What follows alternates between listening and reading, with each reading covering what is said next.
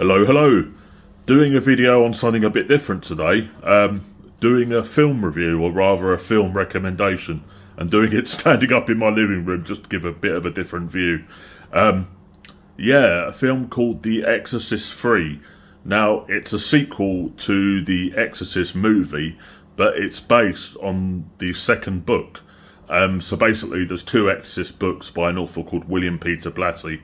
The first Exorcist book was adapted into the first Exorcist movie, directed by William Friedkin, and Blatty wrote the script from his book and produced the movie and received an Academy Award for it.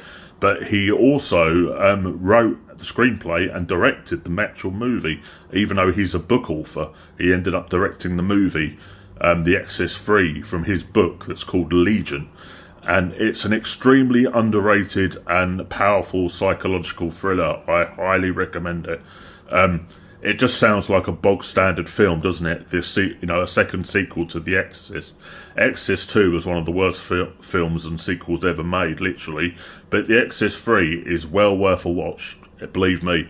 It follows characters from the first Exorcist book, featured in the first Exorcist film. A character called Detective Kinderman, played by an actor called George C. Scott, who gives an excellent performance.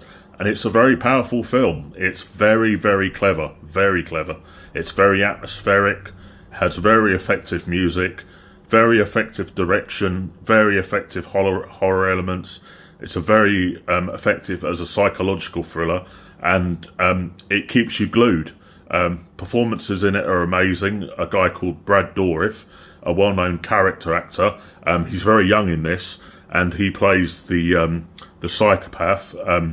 The whole plot follows a series of murders that happen in Georgetown that follow the pattern of a serial killer called the Gemini Killer, who was executed for his murders 15 years previously, and yet the killer's MO has returned to the town and murders are being committed once again. But it makes no sense, because